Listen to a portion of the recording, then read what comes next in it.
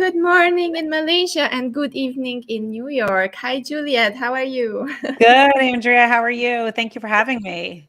I'm super good. I just woke up and you see the ray of light. So that's my morning. I love it every morning. I'm sitting next to my laptop and I'm getting the early sun to So give nice. me some And you can see, I can't even point, but over here, over there, it's really dark. You can see the dark. Yes. So welcome everyone who is just tuning in. We are at the Global Empowerment Summit and we are bringing you amazing value for 6 weeks from more than 200 experts, almost 300 sessions, 70 plus workshops from all around the world, just for you to elevate yourself, to get a little bit of positive energy and to see the light at the end of the tunnel, right? That's what we are doing here. Juliet, I always start with a little bit of warm up until more people are joining in. So let's just talk about yourself, your personality. Who is Juliet? What is your favorite color? What do you do in your free time? Tell us a little bit more about Juliet. Yes. Yeah, no worries. So I am anyone that ever meets me, they're always like, wow, you have a lot of energy. I do have a lot of energy. I wake up like this. I've always been like this. My favorite color. So it's funny, I can go back and forth, but teal or red, it really depends on my mood. And they kind of are like opposites, but right now, like all my brand is teal. I love that. Just reminds me of like energy and light and love and just, the beach. It really reminds me of the beach. And that's one of my favorite places. And then red just is kind of like power, right? It's just power. It's fire. It's all of that. And I am a mom of 3. So on the weekends and in free time, it's all about family. My kids are into sports. I also have 2 boxers that are my heart. And actually today, if you even go over to my social media, you can see I had them at the beach today, which was so nice. That, I start my morning and I usually do something for them and myself to kind of clear my mind and get myself ready for my day. And so that's a little bit about me, but I'm excited to be here. I'm excited to share.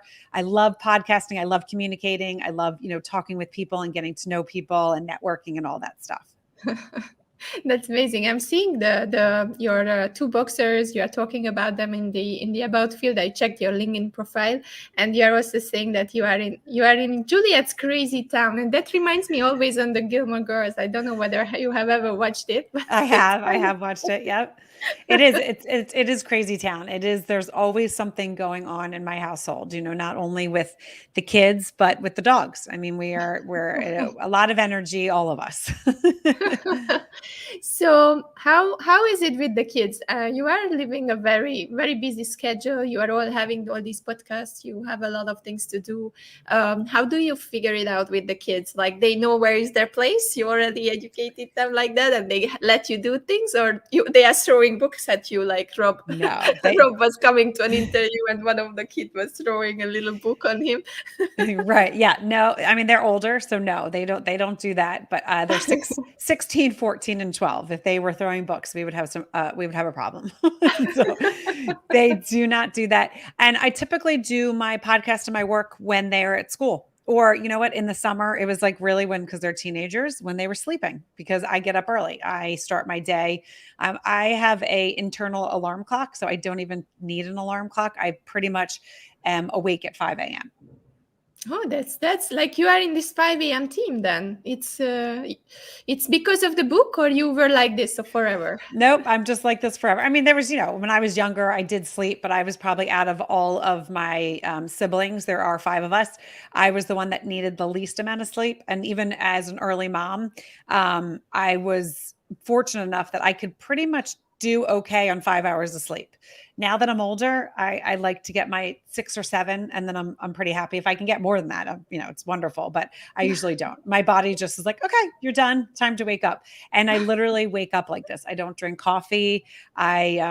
I wake up like this. I typically do a workout or, get my schedule ready, kind of look at what I'm going to do for the day. Then I get the kids up. And then after the kids are off to school is when then I take my two dogs. It's actually when I do my most creative thinking is when I'm taking my dogs for a walk or we're doing something together. It's just when it's like, it's my quiet time. It's really when my brain can kind of not think of schedules because I am constantly running schedules. All three of my kids are athletes and they all play multiple sports. And we do that on purpose because we want them to do many different sports so they can really choose which one they love. And as they get older, like my oldest is pretty much picked his sport that he wants to focus on. But that's really important to us. And it's really important to me to be able to have that time to kind of have it for myself and then also be like, okay, now I'm done. It's time for family time. And I try to do that the best I can. It doesn't always work, but I try.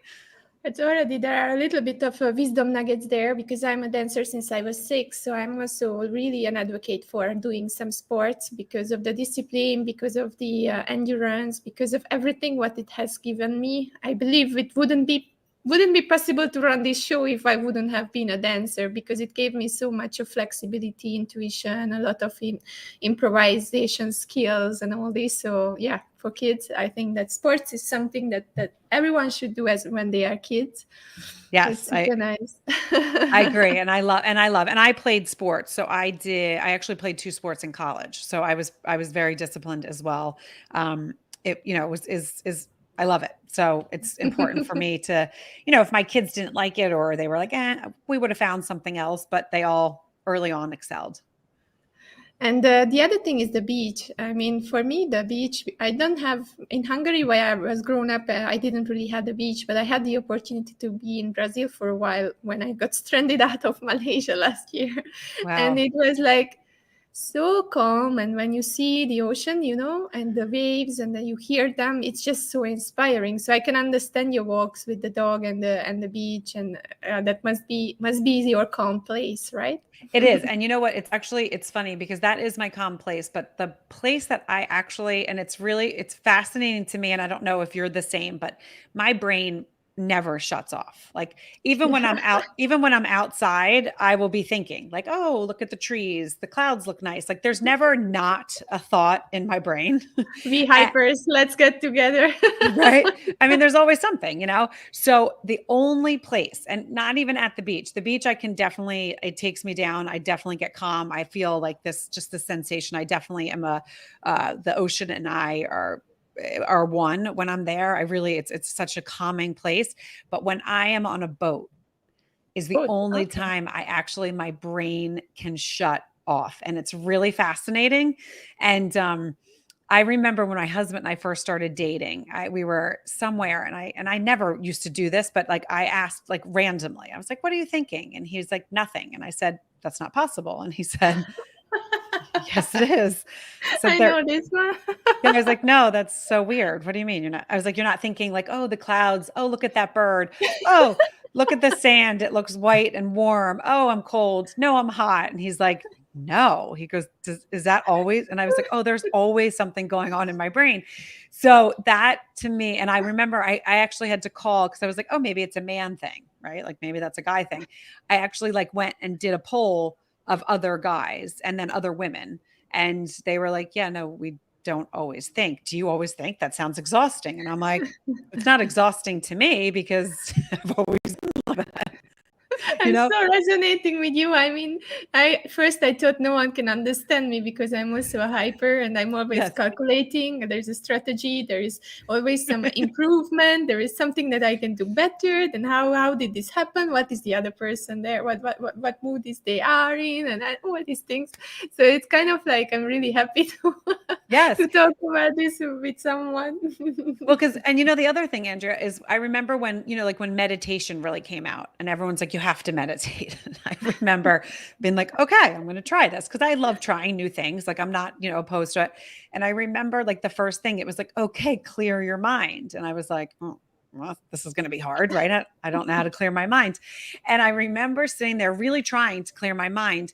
And what I was doing is I was in my mind saying, don't think of anything, don't think of anything. And then I would start laughing because I'd be like, wait, that's thinking, because I'm thinking of trying not to think of anything.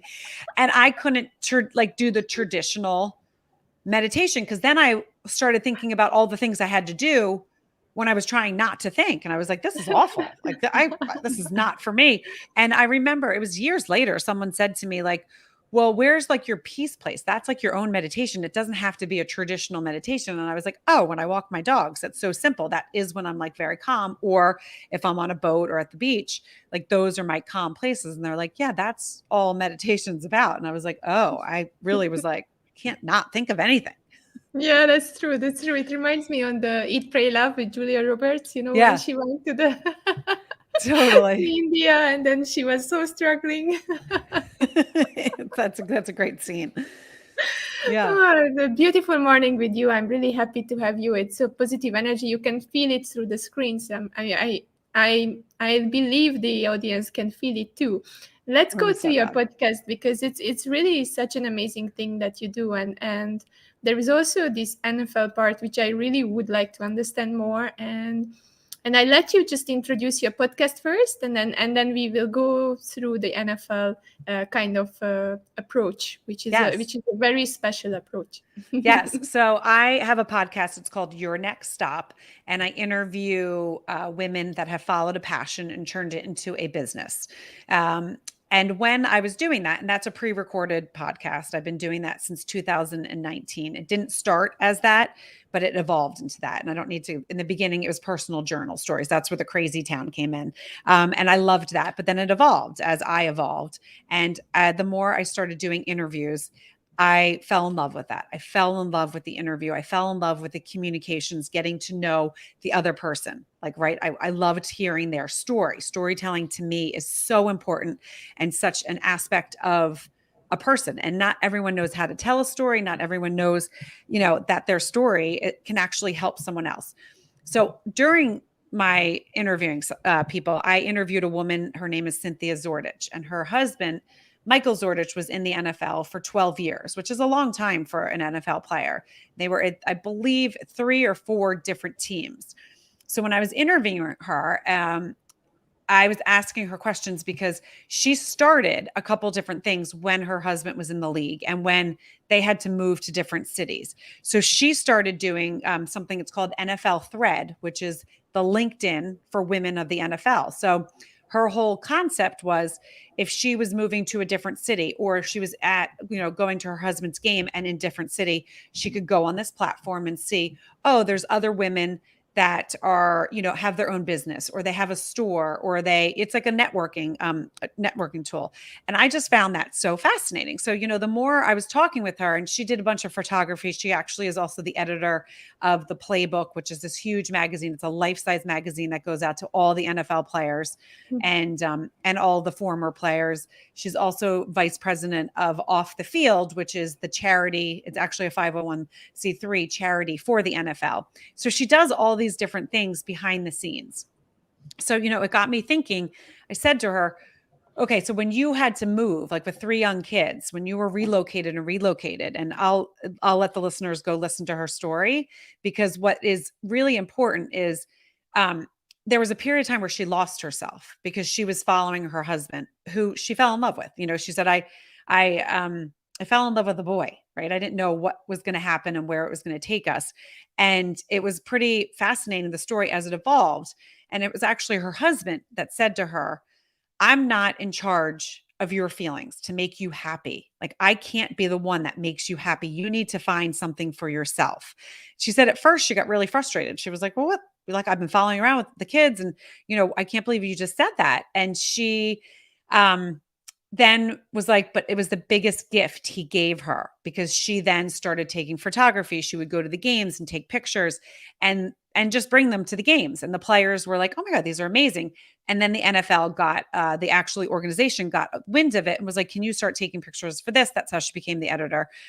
Again, I'm going to let you guys go and listen to her episode on Your Next Stop. And then also where I do our live show. So how we got involved in the live show is, after I interviewed her, I said to her, I said, Cynthia, I would love to give the women of the NFL a platform to speak, because you guys do so many amazing things. Like, I didn't know you were doing all of this behind the scenes, right? I didn't know that you were doing all these different things for the women of the NFL. This is really amazing.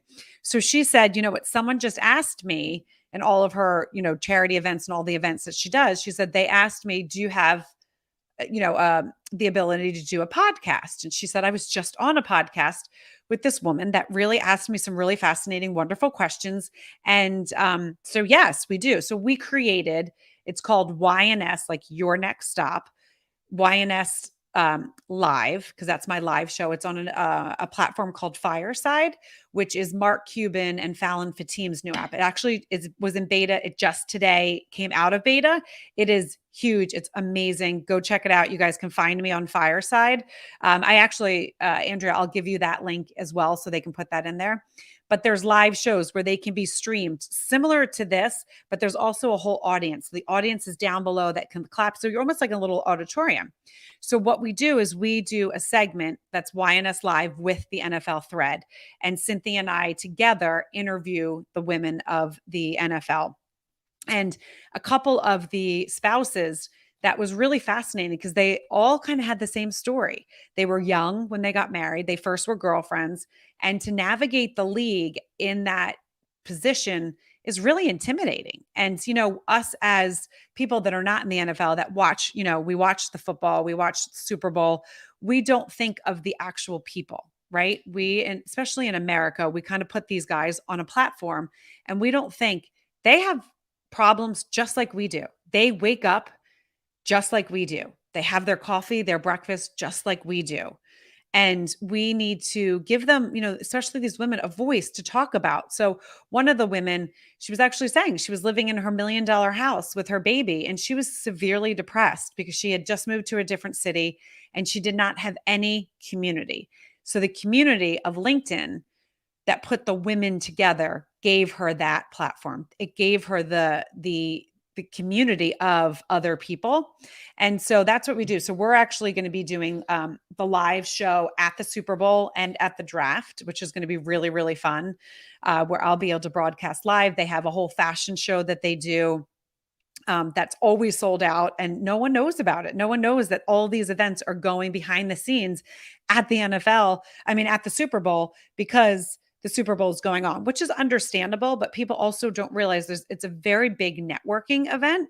And so for the first time, I'm going to go as the spokesperson for the NFL thread with Cynthia, and we're going to be broadcasting live from the Super Bowl and the NFL draft, which will be really fun. And then we have other things in the works, just seeing how the world opens up and what happens, but dinner series in different places where we can again interview these women live, finding out what they're doing and how they're living, because it's something that we all probably, if we stop and think, we're like, oh, you know what?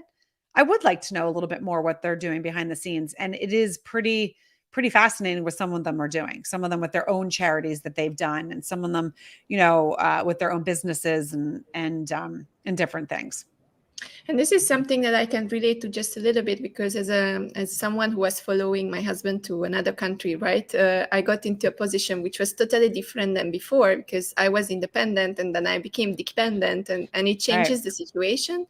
And next to it, I'm also a woman in Asia, which is also adding another level on it. So I can understand that here, living next to a star, right, who is always followed, there are so many things that you think about when you are a wife of someone very famous, right? Yeah. But no one ever before put the spotlight on the wives. And it's really, really an interesting perspective that you and the lady who made it happen, Cynthia. Yep. They are empowering women through this series, and they just don't realize, right? Because this is something that is give someone a community who never had somewhere to go. Like when I first arrived, I didn't know anyone here in Asia, right? And it was my husband going around and doing his business and following all the countries where he has been pointed to. And I was alone in a home. So I can totally relate to the feeling that you are in a home and you don't have anyone, and you have to, work it up until you have your community, and I build a community. So it's really, really empowering, and it's a beautiful work that you do. Thank you. And you know what, I so enjoy it. And the thing that it's actually been really fun is because I ask, and I'm not, well, I'm going to toot my own horn, but I am very good. And because I'm very curious, I love asking questions. I love learning about what other people are doing. And time again, I have had people say, oh, no one's ever asked me that question. And it's because I think different. I just, for whatever reason, I think a little different. I'm actually dyslexic, so I think that's probably what it is. My brain just works a little different than everyone else, that other than other dyslexic people. But so I always come up with questions that are a little bit different. And so when I'm talking with these women, and we've had about 4 or 5, I think we've actually had 5 on. They always go back to Cynthia and say, it was so nice because it made me revisit, even though it was a hard time in my life, it made me revisit and count my blessings to say, this is where I am now. And I'm so proud of myself for doing that work. Mm-hmm. Right. And so they did this work on themselves, and it just shows what a positive, positive group. But also a lot of times it was the husband also that was there, that was supporting them, like, because they were the person that was in charge of the house. Even though the NFL husband was out there, in the spotlight, they would come home and the woman would be the one that was running the house. Right. So they would be running it. They would be doing all these different things.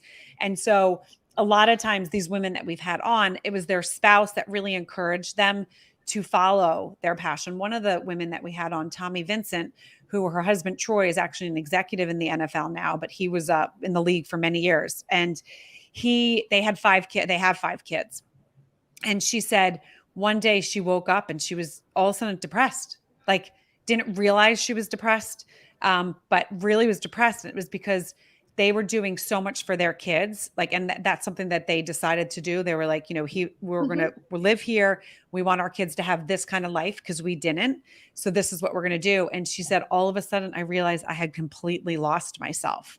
And she's like, it was, we were super successful. The kids were doing great. She goes, and I remember I stopped, and it was something that they were talking about their dreams and wishes at Christmas.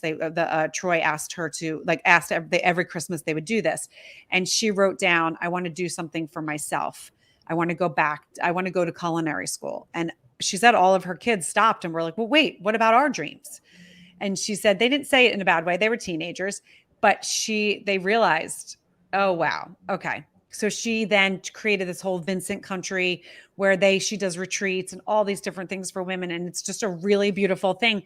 But a lot of times that happens. And especially, as women, not just in the NFL, right? But just women that maybe stop their career because they decide that they want to stay home and raise their children. That's, I was in that spot. And that's why it's really important to me to highlight women that have followed a passion and turned it into a business, because I want others to hear about that. Because we, as strong and confident, I mean, I am a strong, confident woman. And I remember there was a time where I was like, holy crap, what just happened? Like my kids don't need me as much. My dogs don't need me. I mean, they need me, but not to like the extent that I was like really needed. Like I really wanted to be involved in everything. And it was like, nope, guess what? I kind of need to figure something out. Right. And I love the message behind also that it was just one person who realized that there is something that she can do about the situation, and she just created it herself. And by she was creating it, she was involving other people and elevated a lot of people, and a lot of people got out of depression or just got into a stage where you can speak up or being aware or just see the things from a different perspective. That's a beautiful thing. Yeah, it really is. And then once you realize that you are the one that kind of did that, it empowers you to then help more people, right? Yes, it gives you more energy, right? It definitely does. So what are the things that I know they are all like very busy ladies, and they are all doing a lot of things next to the kids, and they are also supporting the husband, but do you have some stories about some of them who maybe the audience also knows, which was like cute or interesting, or something that you would like to share from your interviews? That would be so interesting. Well, so Rachel McKenzie, who is she just was the newly elected president of Off the Field, which is their 501(c)(3) charity. So that's like the charity of it's called the Off the Field Wives Association. And one of the things that she said, which was really cute, she's like, I met my husband, they got married a week later. And we didn't even get to dive into their whole story. She worked at Homeland Security, so she couldn't tell him what her job was. So she was like, oh yeah, I do this, but she wasn't allowed because she was like under, she was like, could not speak about it because she worked for the government. And she said she remembers it was really funny because then he asked her to marry her and she was like, oh, I'm going to have to tell him what I do because I can't keep this secret. And then they have an amazing charity that helps underprivileged children. She coaches track and does all these other things, and also is the president of this, 501(c) charity. And it just is amazing because another thing that everyone has said, all of the women that we have interviewed is, yes, we do a lot of stuff, right? We have a lot of support though. They're like, we're very fortunate that we're able to get the support because of the financial position that we've been in. And they all said, like, we just want this to be really known. As women, we can do a lot and we can do it all, but not at once. And that's something that they really wanted to emphasize. Like, we can do this now and then this later and then this. And it's all really of how our lives are meant and how they're woven. If you try to do it all, you're not at once, you're going to be burning both ends and that you're not taking care of yourself. So it's really important to focus on different things, but no, yes, I can do all of this in my lifetime. It doesn't have to be all done right now. And I think that's really important. One of the things that Cynthia, she wrote a book. It was called When the Clock Runs Out. And it was when her husband was, they call it transitioning. So basically when he was transitioning out of the league. And that was another thing that we talked about with every single one of the women, because and I get the chills thinking about this, because you as an athlete, when you stop dancing, like, and you were doing it your whole life, what that does to you, right? And it doesn't matter how mentally strong you are, what support you have, you're going to get a little messed up, right? You're going to have days where it's like, whoa. And a lot of these men were, playing flag football since they were 5 years old. And all of a sudden to be like, okay, this is what's happening. And so Cynthia told a really beautiful story. They went to dinner at the couple's house that they always did. There was like a bunch of them. I think this is when Michael was with the Eagles in Philadelphia. And she's like, all of a sudden, no one was talking about the game. She's like, we were just talking about random things because one of the players had transitioned. So he was done with sport, with football. And Michael's like, oh yeah, no, you don't talk about it after someone transitioned. You just talk about regular life. And Cynthia was like, but I want to talk about football. Like, I'm not going to stop talking about football. Like, how can we do this? So she started asking other women, like, well, what was it like when you transitioned out? And they're like, oh, it's hard. And, Michael was like, I'm not transitioning yet. I'm not transitioning out of the league yet. And it was the year that he was he was there for 12 years. But for him, it was like, I'm not there yet. Mentally, I'm not ready to say that I am done. So that was a really beautiful thing to hear, hear about how that happens, like what that was about and how they navigate it. So she wrote a book and she was ready to go on tour to do this book. And I think it was her editor said, Cynthia, you know what? Raise your babies. You'll have this at a different time. Raise your babies and do that. And she was like, you know what? I stopped and I was like, you're right. I want to be in this time with my kids. And so she did, but she wrote the book and they did put it out. She just didn't do the crazy tour all around. It's so important you touched again both sides, because sometimes people don't see the man also because they don't really express their feelings, and they don't really have this kind of, like women, we talk about how we feel. If we feel bad, it's visible. So Yep. men are more like shutting down, and then it can cause like really serious psychological problems if they just press it down and they don't talk about the transition, because as a sportsman, it was their life. And even just waking up in the morning when you don't have to go to train, right, it's really, really hard feeling. And the other thing is that the wives there are the ones who have to encourage them and be there and almost being like a counselor, and be patient, and then doing this all next to the house chores and the kids and right. the school, and then being a psychologist and being very patient. That's a tough tough job. Right. And that's the thing. And that's where, like, you know, so Cynthia wanted to bring it to light. Like, we have to talk about this as players and the players' wives. We have to talk about this because this is important. And so that's another thing they talked about, which is really, really cool. We did an episode on, they're doing a, hold on, it says Juliet, I listened, I did mention, oh, sorry, I was just reading Yeah, we have someone's. a question from Jagatis. Oh, okay. But so we had one of the women that does, there's another, it's escaping my brain right now, but the NFL is doing basically a study with Harvard, and they are doing the study where they want to dive further into helping the rookies come into the league, how to navigate that. But then it's when they're leaving. So they want to interview the wives and the spouses, the girlfriends, the people that have been there, the mothers, about what it's like. And they want to start doing way more research and do this with a study about 100 families and the women, because they want to be able to give these guys better tools. And that's one thing that I don't think people realize. The NFL is a beautiful community. You know, we hear the good and the bad and the ugly as people that are not in the NFL, right? But they do really, really, really amazing things for their players. And these episodes that I've been doing are just highlighting that. So we had one of the women, Paula Atkinson, she actually is part of the study. So she works for Harvard. And so she was talking about the study. I think that was 2 episodes ago.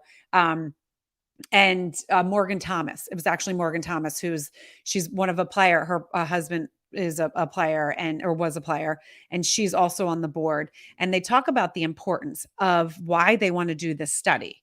And it's really because they want to help in that time with the concussions afterwards, because there's so many things that you hear later. You know, they've done so many documentaries about, what it is after a player leaves and then as they age and what it does to their body. And they want to be able to support and help their families more. So it's really a beautiful thing.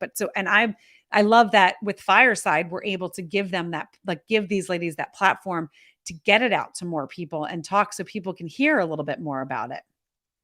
Yes, so I put the link in the comments, so you can just click on the link, and if you would like to watch the show, then please do so. I believe it's an interesting perspective of a different angle of the NFL itself. So if you're watching NFL, maybe it will be interesting for you.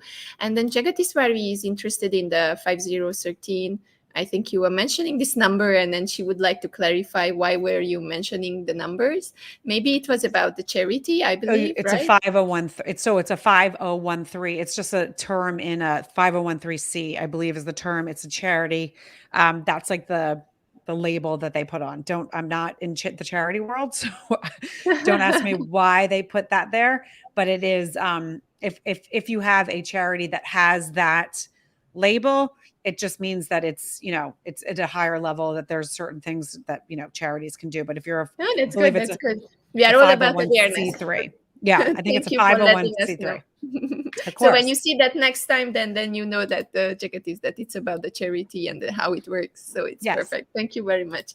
So I know that you're also focusing on stories and how people can tell their stories. And you were mentioning for me that you are starting something with this. So what's around the story? Why you are so excited about this, and what is the program, or what are you creating for helping other people telling their stories? Yeah. So do you mean the workshop, or just in general about?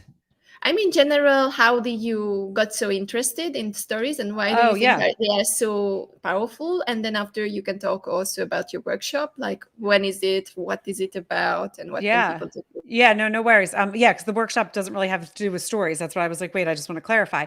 So storytelling to me, and I get so passionate about storytelling. So storytelling, a lot of times people don't think about it as a craft or as a creative outlet, or that it really has to do with anything, right? They're like, oh, stories. Stories are the most powerful form of communications. Storytelling has been around forever. Obviously, it's been in the Bible, but it is the most important thing. And so I really believe that it's very important that people know how to tell their story. It doesn't matter if you are a CEO or a janitor.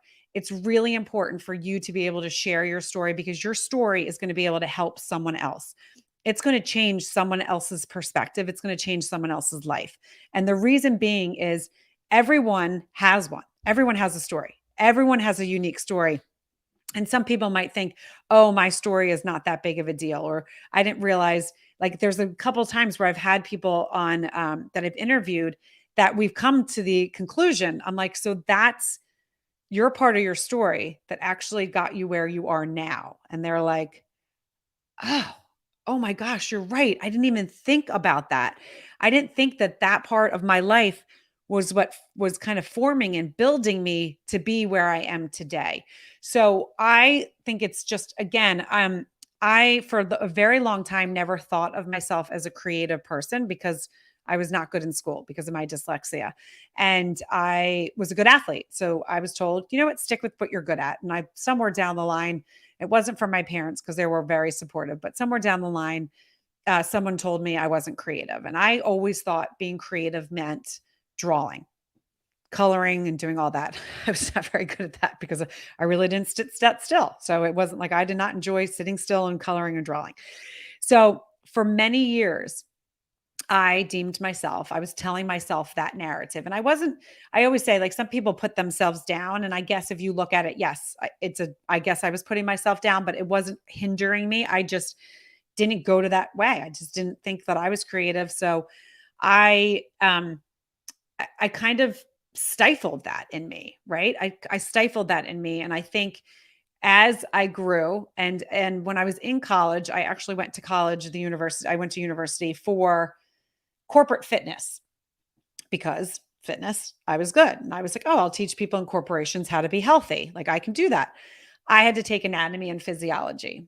And I remember after the first 2 weeks, I was like, no, right there, I am going to fail this because this is not a strength of mine, and it's okay. But this is a really tough class. And why do I have to take this? So I just want to teach people how to be healthy and move their body. But, obviously you need to know the muscles and all that and skeletal system. So very quickly at that same time, I injured my back, and I made me stop and think, you know what? I think I'm going to change my major. So I went into communications, radio, television, and film. Now, I was in this major. I made a movie. I directed it. I starred in it. I wrote it. I was on the radio. So I was, I was the DJ on the radio. I wrote a whole series for TV. I have and I still have it. Again, not thinking I was creative. I actually went into advertising sales because I was like, oh, I'm great with communications. I'm really good with people. I'll go into the advertising sales part because I was like, I'm not going into the creative part because I'm not creative. It wasn't until really after kids, because even when I had my kids, I would tell them stories. That was what my kids would sit and I would tell them, and I can't believe I never wrote them down, but I would tell them these adventures about these amazing, and I always had a dog, it always had kids. There was amazing adventures. And my kids would sit there and listen. And I could go on for hours. I would just make things up and they would just be like, oh my gosh. And my nephews and nieces, people would always ask, oh, Aunt Jules, tell me a story. Tell me a story. Again, never thought I was creative. And then one day, walking my dogs, I was like, is there something wrong with me? I am so creative. I created a podcast.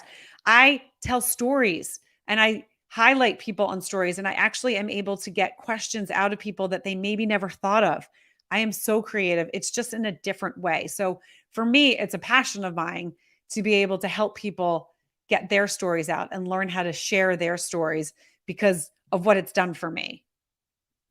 There's something in your story that is something that I would like to highlight, is that the conditioning that someone tells you that you are not creative and how much it affects your life, because in your whole life you believe you are not. And it's the same with everything else. Like anything that people tell you, if it will affect you if you're not strong enough to withstand it and stay on your path. Yeah. So awareness is so important to believe in yourself and to really, just experiment with your skills and not believe what other people say, but really try it. And if you're good in it, then the feedback will come and it will just reconfirm that, yeah, I'm good in it. Yes, I'm like that. Exactly. So I would just say hi to the audience. Hi, Darpan. He's from India, and we have Hi, also everyone. Jagatis here. Thank you for listening. Malaysia is waking up a little bit later, so it's always around 9:30 that people are like, all right, ready for the show. But I'm really, really happy that we talked about so many interesting things, and that people can rewatch this series all the way during the 6 weeks. And I also would like to touch on something that you said. It's about you being an athlete, right? Because this is kind of like the health and wellness session in the mornings from 9 to 10 in Malaysia. Um, and I want you to tell us a little bit of tricks and things, or even some recipes, like your favorite smoothie, if you have some, so that we can show the people how a previously an athlete lady, now very busy mom, how you manage your life. It's also about the schedule, the routine, and also about your healthy lifestyle. Yes, and it's very true. And you know what? We all go in ebbs and flows, right? So I always want to say that to everyone. You can't always be perfect. You can't always be eating clean. You can't always be having the best best workouts that you ever have. You're going to go through ebbs and flows. And I have always gone through ebbs and flows. I mean, after college, after playing two sports, I moved to New York City, got my first job, and I stopped working out altogether. Like I stopped cold turkey and just lived my life. I had so much fun. I mean, I think there was times where I joined the gym and I ate what I want. I did what I want, drank a lot, a lot. Um, but I was able to do that at that age. When I hit 40, because then I had kids and still wasn't really like I would do some stuff, always walked my dogs. So I have to say, I always walked my dogs. So I was always moving my body in some way. I wasn't sitting on a couch. Like I was, I'm an active person. So I was always kind of moving around.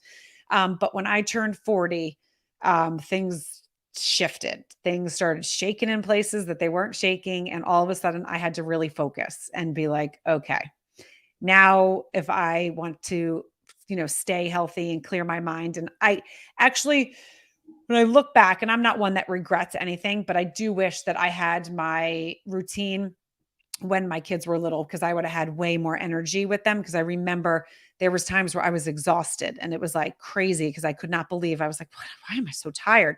And then I would eat a bunch of sugar to try to wake myself up. And so I was on this cycle of just not, and it was also because I was sleep deprived, and all of that. So if I had something that was a little bit more, but I have to say, I was never eating super unhealthy. I was eating like quinoa chips from Whole Foods. It wasn't like I was eating fast food or anything like that. So very quickly in my 40s, I realized, okay, I need to do some work. So I started doing home workouts, which were really fine for me because I was not going to get up and leave and go outside the home when my husband was going to work and we had 3 kids, and that just wasn't happening. And I was okay with that because I didn't want to go to the gym for hours. There was times where I was like, oh, this is so boring. I don't want to go to gym for 3 hours or 2 hours. I don't know what I'm doing. Like I kind of can do this. I kind of do that. So I started doing home workouts that were basically would tell me, okay, today is leg day. Today is this. Today is that. Arm day. Here's you're doing weights. Here's you're doing cardio.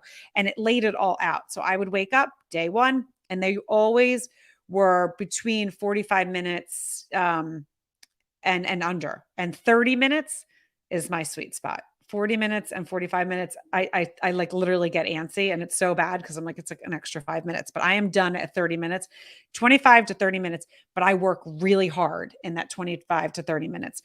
And I got my body back after 3 kids. With each kid, I gained 65 pounds. And as I said, I was an athlete, so I was always fit. So that was like very interesting for me to gain that much weight. I always took it off after a year, put it on for a year, took it off for a year. But now I was back to like my definition in my muscles. And I was like, yes, this is awesome. I do have good genes. I will say that as well. So that was good. But what I did is I made sure I wasn't snacking throughout the day. When you're kids, you make them grilled cheese. They don't eat the crust. You eat the crust. They leave some goldfish or whatever, some crackers. You eat that. Like I started doing that where I was eating their leftover like stuff that they didn't eat. And then I was eating my own lunches. So I was eating extra stuff that I didn't need to do. So I just created some really good habits, which took a little while. That it takes a couple weeks to get into a habit. Did it suck? Was I sore? Yes, but it so was worth it in the end because I, figured out how I am the best, how I can show up as the best mom, best wife, best friend, best business person. And it's when I wake up, I get my 30 minutes in. I usually I actually do like a super, a smoothie for breakfast because I'm like a smoothie person, but always with fruit. So I'll add some frozen fruits, some greens. I do protein powders or something called Shakeology, which is great because it's just like you scoop it in and it's like a meal replacement. I always have done that. So that was a great meal replacement for me. I love the way it tastes. And then I would make sure I was drinking enough water, which was so annoying and stupid because I would pee all the time, but then my body got used to it. And then I wasn't craving. I wasn't craving the snacks. And then I would, after 2 hours, I would have something. Maybe I would have, a cracker with some guacamole, or I would have another, like an apple or something like that. So it's really, it was great to be able to do that and then eat every 2 to 3 hours. And so I did that for a long time. And then my body just kind of got used to where it's also where I can have, a big salad, or I do a salad wrap, right? I get like a nice wrap and I, will put some salad in there if I'm on the go because I can't eat it in the car. So it's like, okay, I'll put it real quick and, put that. I love vegetables. I love grilled vegetables. So it makes it easy. But one of my favorite recipes right now is called a zucchini cashew soup. And I don't like to cook. I will put that out there. My husband's a great cook. I am a healthy cook. I'm a very bland cook. My kids, they're so happy that their dad was home for the pandemic because they didn't have to endure my food.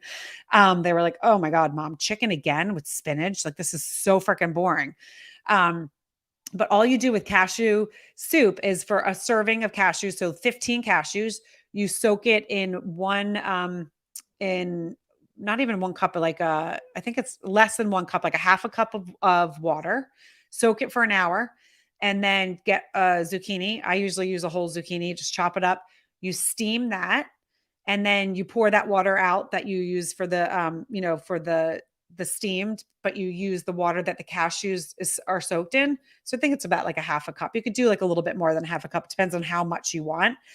Put it in a blender, blend it up, put a little Himalayan salt or any kind of spicy stuff that you want. And that's your soup. And that is my absolute favorite. I could have that all day long, and it's healthy and it's delicious. I usually will have that with like some sort of big salad, with some stuff in it. I love cabbage, but grilled, anything grilled vegetable wise. I am a pescatarian. I did like a detox 3 years ago and I never craved meat again. So I never went back to meat, but I eat a lot of fish. So grilled fish and stuff like that.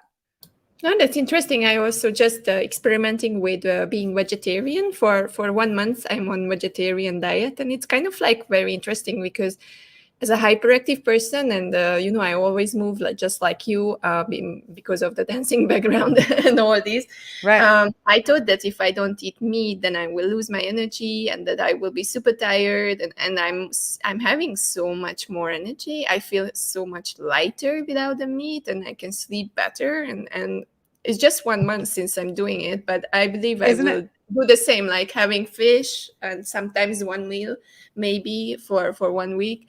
But I believe I will keep this because it's just so much more difference. And it's also what we eat, because like you said, this soup is like something that you have to experiment and you have to figure out new things, and it's so colorful, and it's like there is always something new on the table, not like the usual rice and chicken and a little bit of salad. And it's super interesting. Yeah. And I think what you said is so important because I was the same way. I was like, there's no, like, I'm lifting heavy weights now. There's no way I cannot not eat meat, right? I need that. I need the meat protein. I need the animal protein. And I was so shocked. Now, I didn't get any more, like a lot of people say they got a lot of energy. I didn't get any more energy than I already had, but I was so surprised that I didn't lose energy. Like that I was able to and then I started really researching it, and broccoli has more protein, but it has plant protein than chicken. And then I was like, oh, this is pretty fascinating. And then there's beans, there's always beans. Yeah. And if you and eat tofu beans here in Asia, everything is about tofu. So we are eating a lot of tofu, and Japan is so close. So you get the really good quality tofu here. So it's really, really amazing. I have never thought, but I have a friend and she told me, all right, why don't you try it? Here's a book. And I was reading a book. The title was How Not to Die. And it was, the guy was talking about all the plant-based diets and what it does to your body and all these things. And I was like, oh, I have to try. I'm also 39. I will be 40 next year. So I'm like, yeah, let's revamp my whole system. Yes. And I love and I can't pronounce her name, so you're going to have to pronounce it. Jag. Yeah, that Jag was a marathon runner, and still at 42, she still runs every day. My sister is the same. She was a marathon and she does the same. She runs every morning, and it's like her favorite thing to do. It's kind of like nice to also switch off everything when you are in the movement. Right. It's perfect. So Juliet, at the end of this interview, I'm really happy to have you, and time just flies. We are already talking for 50 minutes. I just wanted to talk about a little bit what we touched, the positive body image, because you were interviewing NFL wives, and NFL wives has to show themselves a lot of times, in a big, how do you say, in front of press and in kind of like they are in the spotlight. So they have to keep themselves somehow presentable, and it's kind of like a pressure. While you were interviewing them, was this coming up that they are having this kind of things about their positive body image and problems because of that? How was it in the interviews? Right. That I have to say, honestly, it didn't come up as much, but a lot of them I know work out. Like that is one of the things, like if you follow them on Instagram or follow any of their social media, they also, now that they're at a certain age or even younger, they were athletes themselves. So they have that where it's like, okay, maybe they stopped for a little while, but then they were like, okay, I want to get back into it. So I know many of the women have their morning routine. Some of them box, some of them do a walking routine, some of them do a little bit of lifting. But it is, again, a lot of it comes back to the mind. And I know when I don't work out, especially if I'm working out for 5 days a week, 6 days a week, if I take a couple weeks off, that first week I am a grump. Like my kids are like, oh, what's wrong with you? And I'm like, oh, and then you get over it, right? You kind of adjust. But I know for myself, I am the best when I am working out, and it really is more for my mind. And I know some people think, oh, whatever. Yes, I like how I look in a bikini, I will be honest, and how jeans fit. But it really is more because I know I'm the best person and I show up the best when my mind is clear. And it's usually if I get a good workout in, because as you said, when you're getting a good workout in, I'm thinking, because I'm thinking about what I'm doing, but I'm able to focus on, okay, I need to have correct form. I need to be working out here. I can tell if I'm not going to have a good workout, if my brain is going in too many different directions, right? I have to stop and be like focused, because I also could get hurt if I'm not focused on very important point. My form. So I think that is what is like really an important thing. And that did come up a lot with the wives. Like they take care of themselves because they are juggling a lot and they need their brain to be as clear as possible. Beautiful point. We touched so many things. I'm really, really happy. And the audience doesn't know, but we have talked a little bit, but we don't know each other with most of the experts. And it's really, really nice experience to get to know each other a little bit better through these interviews. Yes, it is. I hope you got a sneak peek into Juliet's life, and you got even some tips about how to be healthy and what you can do if you're juggling your life between being a mother and doing your career and being in sports. So really, really nice summary. As a last thought, what would you say to the audience before we wrap up about how the young and the wise could be bolder together? Because this is the topic of the summit this year. We are trying to bring people together and show them different perspectives. What would be your message to the audience out there? To listen to each other, because it all comes back to that story. It doesn't matter if someone's young, they still have a story. It doesn't matter if someone's too old and you think, oh, their story, it's about them walking up a hill with no shoes in the snow, right? Everyone has a story. So what my advice is to just pause and listen to someone that you might not think you could learn anything from, because you will be surprised, because you really can learn from really anyone if you just open your mind and listen. Beautiful message. Beautiful message. Thank you very much, Juliet, for being here. Thank you for the audience. Thank you, Jag. And thank you, Darpan, and all the other guys who were watching us. We are coming back from 10 a.m. So in kind of like 10 minutes with Piero in the workshop room, in the Zoom room. And we have a live mini workshop with him about relationship. So let's just do that. Thank you very much, Juliet. Thank Have you, a beautiful Andrea. Bye, evening everyone. and a good rest, and goodbye. Thank you. Bye.